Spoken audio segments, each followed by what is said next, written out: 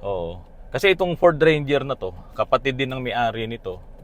In-overhaul namin ng transmission nito, gawa nga nung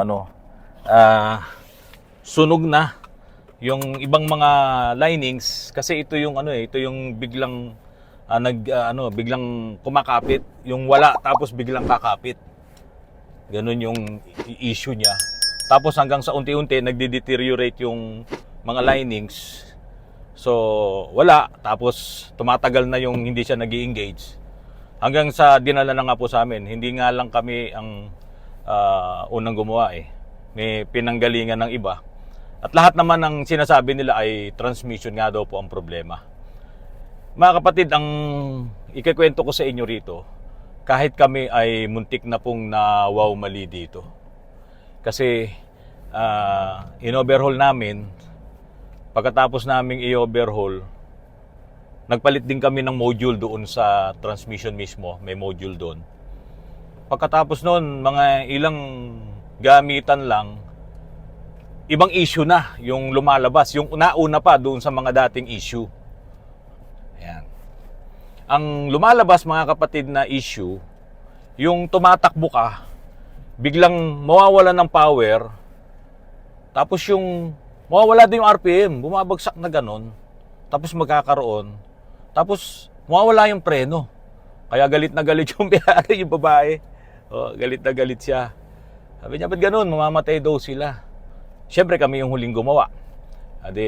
Ganun talaga ang ano ba masasabi? Reactions, kasi iba yung issue niya eh. Talagang ma-aksidente ka talaga kung babae yung gagamit. Yan. Nakikita mo ba, engineer, ba't wala akong radio? Wala tayong display dito. Yan ang culprit. Alam niyo mga kapatid, kung sino man yung technician na gumawa nito, na nagkabit nitong radio, kasi itong may-ari nito, pinapalitan niya to ng stereo. Ito. Alam niyo ba na yung power supply ng radio ay na-connect niya sa maling linya at ito ang naging dahilan ng maraming problema. At yung linya ng kuryente na yun, positive supply ng radio ang nagbigay ng conflict sa transmission. Saan po? Doon sa BCM, VCM. sa body control module. At yung body control module na yun, yun ang talagang sentro na kinukuhanan ng voltahe sa buong system. Nung lahat ng mga computer box, yung pinaka-ECM, yung TCM, at lahat pa. Kasi itong mga ganitong Ford, purely electronic computer na to eh. Ayan, lahat yan, pati mga controls dito sa manibela. Nagkamali siya ng nakuhanan ng power supply doon sa BCM. Kaya kapag halimbawa ginagamit mo, normal naman yung takbo niya. Ayan, tulad ngayon, binibilisan ko. Dati hindi gumaganito to eh. Ayan, ginagamit mong ganyan, mawawala yung power. Tapos, sasabay, mawawala yung brake kasi nga, bumabagsak yung RPM eh. Kapag bumagsak yung RPM, yung parang patay na yung engine mo, talagang hihina preno mo. Walang vacuum doon sa yung hydrovac. So, yun naman yung issue nun. Ang akala ngayon, nung may-ari, nung ginawa namin, lalong nasira. Kaya ngayon, pagdating nung may-ari nito, engineer, sabi ko nga kay Jamie, sabihin mo ako kakausap sa kanya. Itong radio, hindi na namin to gagawin. Out na kami dyan, off na kami dyan, pass na kami dyan. Kung sino man ang nagkabit nitong radio engineer, doon nila yan ipagawa. O hanggat maaari, ibalik nila yung original nito. Itong radio engineer, high current, high wattage kasi. Hindi naka-design dito sa Ford. Tapos narito na rin yung yung monitor doon sa kapag umaatras ka. Okay po. Andun na 'yon, di ba? Pati yung iba pang mga yung mga sabi natin na options nitong radio, nandito lahat. Kaya ito kumakain ito ng mataas na kuryente. Tapos kukunin mo yung 12 volts noon, yung power supply noon, ang tawag nga diyan positive, yung BCC. Kinuha mo doon sa supply ng TCM. So, ang mangyari, engineer, aagawan niya ngayon ng kuryente yung TCM. Pag inagawan niya ng kuryente yung TCM, magiging invalid yun, hindi yung gagana. At pag hindi yung gumana, lahat ng signals na nase-centralize sa kanya, hindi gagana. Kaya ang problema dito, nung una tong nasira itong transmission nito, ay dahil doon. Kasi, kapag ka gumagana yung radio, tapos hindi mag-work ng maayos yung TCM, so ang tendency nun, yung transmission control module, hindi rin siya gagana ng maayos. Kaya minsan, mabilis ka, biglang mawawalan ng operation yung BCM mo. So, anong mangyayari doon sa transmission mo? Pwedeng hindi gagana yung mga solenoid, tapos naka high speed ka. Eh, anong mangyayari doon sa mga clutches? So, magluloko talaga.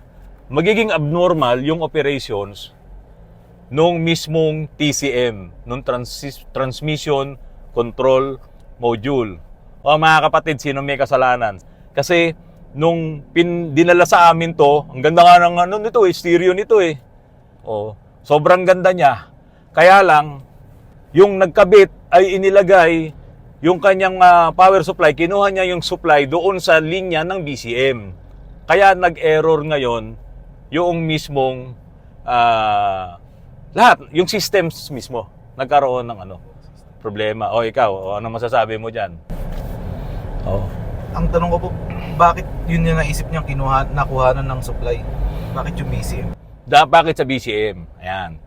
Kasi mga kapatid, hindi naman natin minamababa, yung technical, ano ba masasabi doon? Technical knowledge nung technician na nag-install nung stereo. Ito pong mga modelong mga sasakyan na to, mga kapatid. Lalo na itong Ford. Magpalit ka lang ng ilaw dito, magche-check engine to eh. Kasi ito ay naka control area network din to.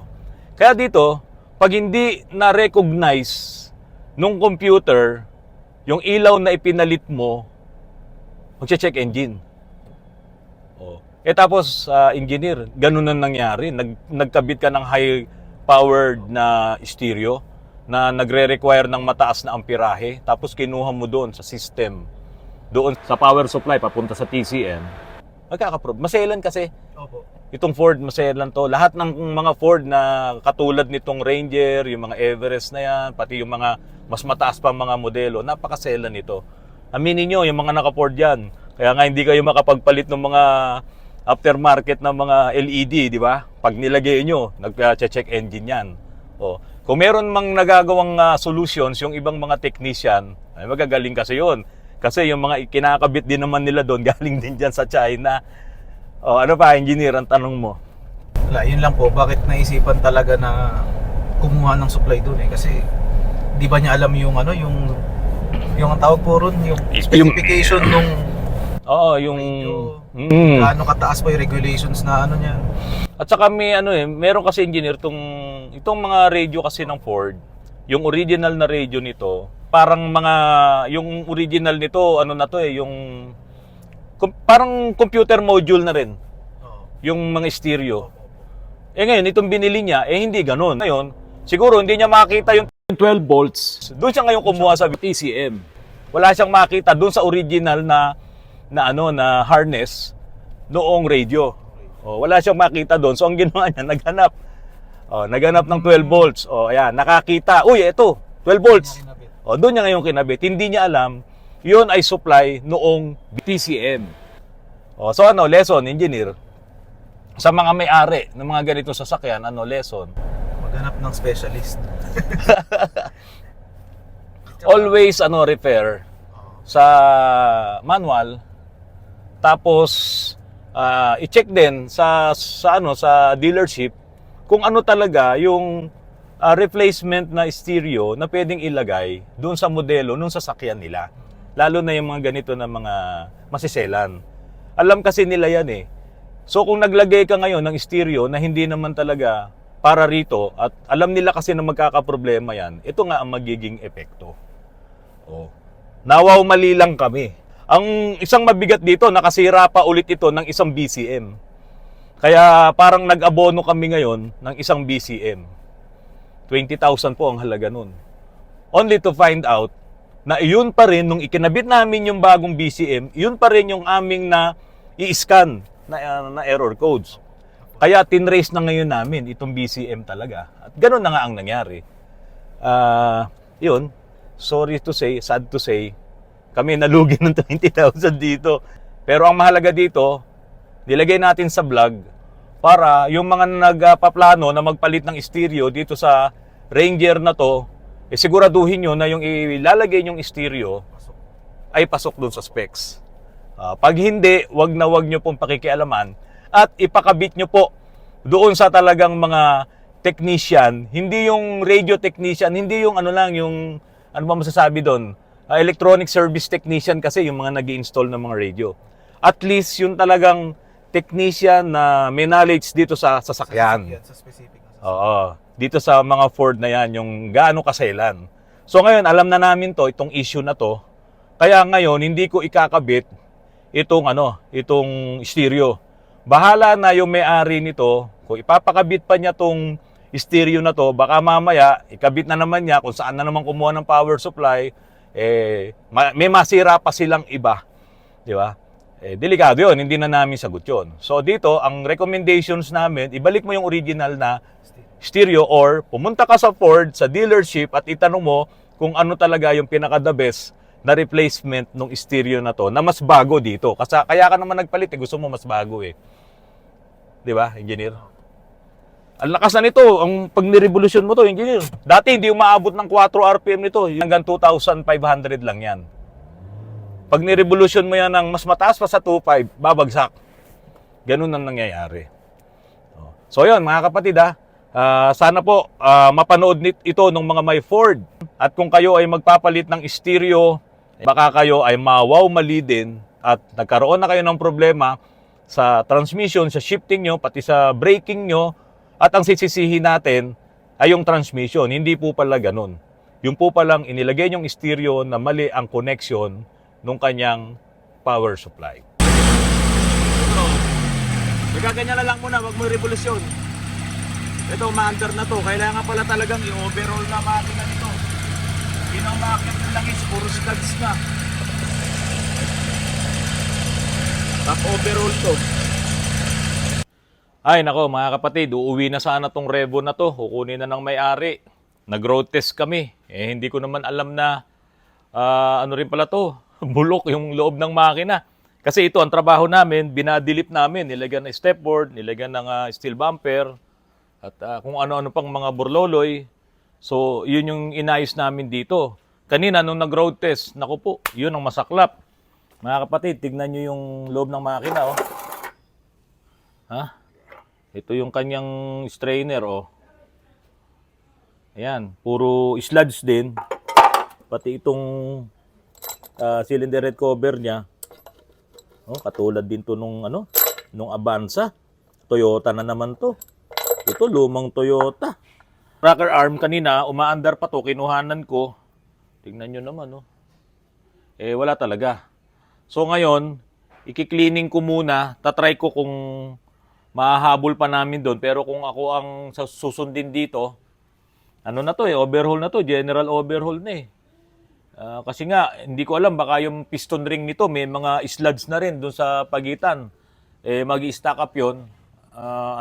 Bibigay palalo. Siyempre, hindi papasukin ng langis yung sa oil ring.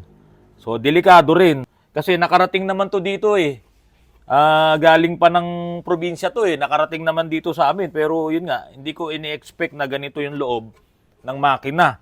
Kaya lesson, kapag ganitong mga luma na yung mga sasakyan, at kahit nasabihin mo na body lift lang, yung trabaho namin dito, sabi ko sa mga tao natin dito sa shop, talagang buksan, tignan yung loob ng makina kung katulad nito. Kaya kung ganun, kung katulad nito, ay nako, i-recommend na natin talaga na i-overhaul.